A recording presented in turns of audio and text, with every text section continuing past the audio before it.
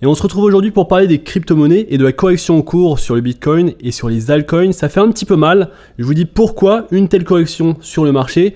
Je vous donne ma stratégie, ce que je fais, est-ce que j'achète sur ces niveaux. On voit ensemble les niveaux clés à surveiller sur le Bitcoin et sur les altcoins. Mais également, je vous donne la raison de ce dump. Pourquoi les crypto-monnaies baissent-elles en ce moment. Il est important de comprendre pourquoi c'est le cas et je vous dis tout dans cette vidéo. Salut tout le monde et bienvenue dans cette nouvelle vidéo sponsorisée par BingX, une plateforme de trading géniale que je veux partager avec vous. Tout d'abord, si vous cherchez à gagner de l'argent, il y a actuellement un challenge de trading en cours via mon lien où chaque utilisateur a une chance de gagner jusqu'à 1000 $ jusqu'au 27 avril. C'est une excellente opportunité pour vous de gagner de l'argent tout en découvrant les avantages de BingX. Et donc pour ce faire, va falloir faire du trading et en ce moment, c'est le bon moment de faire du trading sur les crypto-monnaies. Je vous en parle juste après, vous allez le voir dans cette vidéo, il y a des opportunités super intéressantes sur le court moyen terme. Alors ce n'est pas tout, j'ai également réussi à négocier une offre exclusive pour vous. Avec mon lien, vous pouvez accéder à un événement exclusif pour obtenir 10 000 $ de bonus de trading, mais seulement pour les 100 premiers inscrits. Et donc vous perdez rien du tout à vous inscrire tout de suite. Et donc c'est une opportunité unique qui vous permettra de tester la plateforme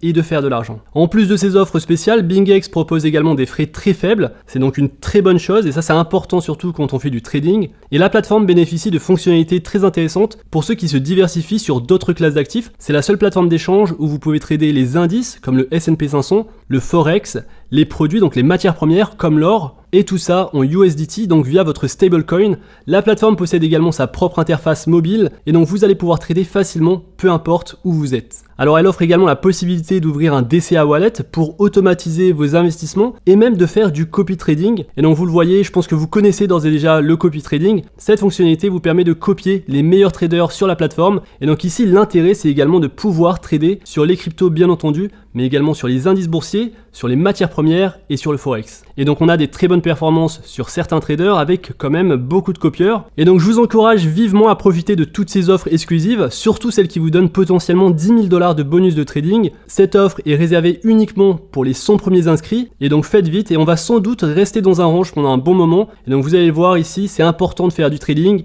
et ça peut être justement intéressant de découvrir BingX via mon lien en description. Commençons tout d'abord avec la dominance de l'Ethereum et donc voici le graphe. On a cette belle ligne de tendance qui a été travaillée. Malheureusement, on n'a pas cassé à la hausse sur cette ligne de l'Ethereum versus le Bitcoin. Et voici donc les niveaux que je surveille. On est sur un niveau de support actuellement et on a un autre niveau important de support aux alentours des 0,065. Et donc ça va être intéressant de voir comment l'Ethereum va essayer de surperformer par rapport au Bitcoin. Et si c'est le cas, si vous avez un Ethereum au-dessus du Bitcoin, vous aurez probablement les altcoins qui vont surperformer de beaucoup le Bitcoin. Et ça peut être très très intéressant. Au niveau de la dominance sur le Bitcoin, on a eu quelque chose de très intéressant. On se situe actuellement à 47,36% et on était monté à 49% il y a de ça quelques jours. Et donc une dominance sur le Bitcoin très importante. Généralement, lorsque cette dominance augmente, on a un Bitcoin qui est fort et donc on a des altcoins, l'Ethereum et les autres altcoins qui vont sous-performer par rapport au Bitcoin. Et lorsque cette dominance baisse, on a généralement un mouvement de liquidité qui entre sur l'Ethereum et sur les altcoins. Et donc voici une ligne de tendance intéressante à surveiller. Allons-nous perdre de la dominance sur le Bitcoin? Et si c'est le cas, c'est intéressant de se placer sur des altcoins et je vous ai d'ailleurs fait des vidéos sur les zones d'achat que je surveille, sur les projets que je préfère, mais également j'ai pris en compte les projets qui revenaient dans l'espace commentaire. Si vous voulez voir des projets en particulier sur les prochaines vidéos, n'hésitez pas à l'écrire en commentaire. Et donc pour la dominance du Bitcoin, ça va être intéressant de voir comment on va évoluer. Aujourd'hui on est à 47% et je me dis qu'on pourrait potentiellement avoir un mouvement baissier sur les prochains jours sur cette dominance du Bitcoin et ça serait intéressant pour l'Ethereum et pour les autres crypto-monnaies. Alors maintenant, on se retrouve sur le crypto bubble, donc ça nous donne une vision d'ensemble de l'état des crypto-monnaies. Donc ici on est sur le journalier, une grosse correction sur la plupart des crypto-monnaies et donc vous avez moins 6% sur le Dogecoin, sur Casper on est à moins 9%, moins 5,5% sur Matic, moins 5,7% sur le token VeChain, le token VET, et Avax également Avalanche qui a bien performé mais qui a également subi cette correction importante. C'est pareil pour le token NIR. Dans cette vidéo je vais également vous donner deux tokens que je surveille qui ont des bonnes narratives, des tokens dans des secteurs différents. Je vous donne ça à la fin de cette vidéo donc restez bien jusqu'à la fin. Alors sur les dernières heures également grosse correction et sur la semaine, lorsqu'on voit les résultats sur la semaine, on est également en grosse correction. Il faut savoir que cette correction qu'on a subie sur les crypto-monnaies, là ce petit dump, ce gros dump pour certaines cryptos, c'est une correction qui a fait perdre la plupart des profits non réalisé. Et c'est pour ça que c'est important de toujours, lorsque vous faites du trading, d'avoir des objectifs et surtout de prendre ses profits. Et donc le marché corrige actuellement et le Bitcoin on le retrouve à 28 000 $ au moment où je vous parle. Et donc depuis son sommet du 14 avril à 31 000 $, on se retrouve à 28 000 $, ce qui fait une correction de moins 9,61% sur le Bitcoin. Sur l'Ethereum, c'est pareil, une grosse correction, moins 10%, donc on est à peu près à la même chose avec l'Ethereum et le Bitcoin.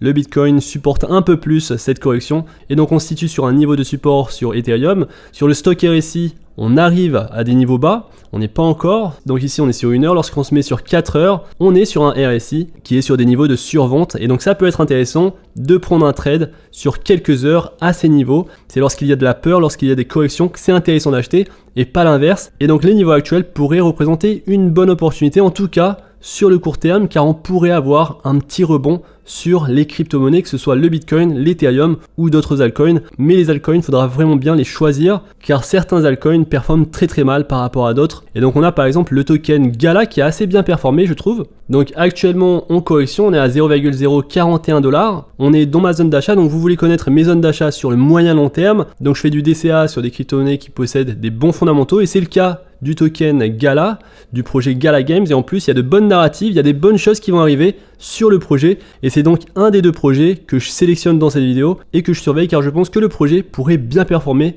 sur les prochains jours ou alors les prochaines semaines. Et donc le jeton Gala, vous le voyez ici, il se porte assez bien par rapport à d'autres altcoins. Je vous donne l'exemple du token Algo, le projet Algorand. Voici les performances du token, on est à 0,19 $, et vous le voyez qu'on cesse de descendre sur ce token, c'est juste un exemple, et on va probablement aller visiter ce niveau de support aux alentours des 0,18 $. Et donc le projet Algorand, c'est également un projet que je surveille pour du moyen long terme, donc je fais du DCA, une petite somme d'argent que j'investis chaque semaine ou chaque mois sur des projets assez spéculatifs en attendant le prochain bull run qui pourrait arriver fin de cette année, qui pourrait arriver l'année prochaine. Ce qu'on a actuellement et ce qu'on a eu justement, c'est un rebond intéressant sur les crypto-monnaies, et on peut en profiter en faisant du trading sur le court moyen terme ou alors en investissant sur des niveaux qui sont intéressants pour le moyen long terme. Et donc voici, on se situe sur le projet Algorand, on est sur le niveau des 0,19 $ et on peut potentiellement sur un prochain rebond important aller chercher les 0,47 $, soit une performance, soit une plus-value de 142% par rapport au niveau actuel. Et si on retrouve les précédents sommets,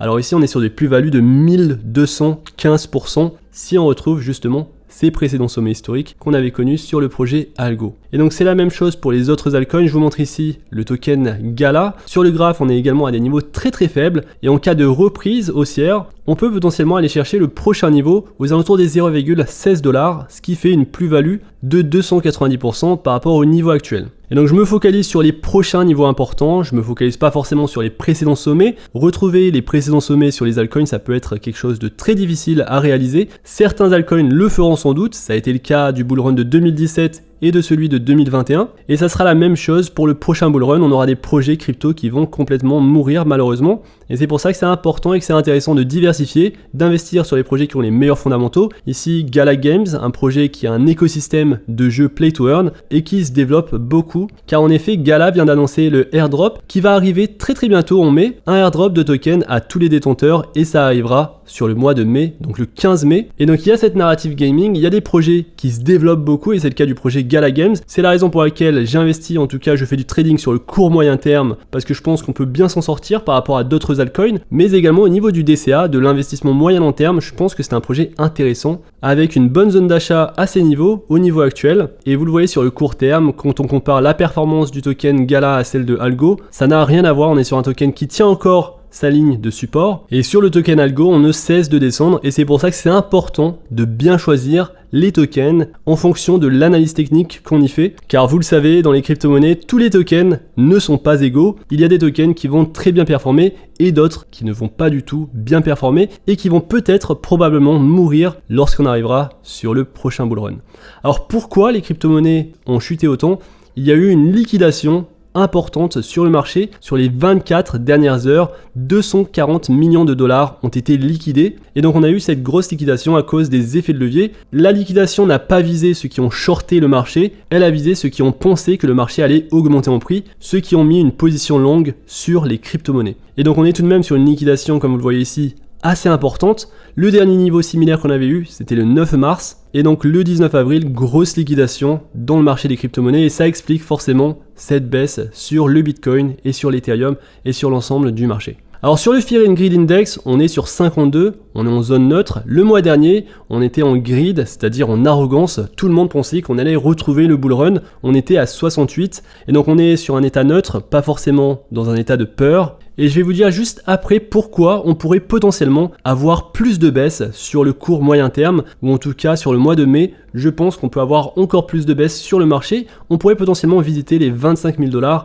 sur le Bitcoin, ce serait possible. Et d'ailleurs, vous le savez sans doute, si vous faites de l'investissement depuis plusieurs années, le mois de mai, ce n'est pas un mois idéal pour investir généralement dans les crypto-monnaies. Alors pas que les crypto-monnaies, également la bourse. Dans le domaine financier, on dit souvent sell in May and go away, vendez en mai et partez en vacances. Alors par exemple sur le S&P 500 depuis 1990, la moyenne du S&P 500 en termes de retour est de 2% annualisé entre mai et octobre, alors qu'entre novembre et avril, on est à 7%. Et donc on peut potentiellement avoir un meilleur retour sur investissement si on sort du marché entre mai et octobre. Et donc c'est une théorie, il y en a beaucoup, ça peut marcher encore sur ce mois qui arrive. Ce qui est intéressant à voir sur le Bitcoin et ce que je regarde beaucoup, c'est le stock RSI. Et on le voit sur le journalier, on commence à arriver sur des niveaux bas, mais lorsqu'on se met sur le hebdomadaire, on est sur des niveaux très élevés. Et lorsqu'on zoome un petit peu, on se rend compte que le stock RSI va probablement commencer à descendre petit à petit sur les prochains mois.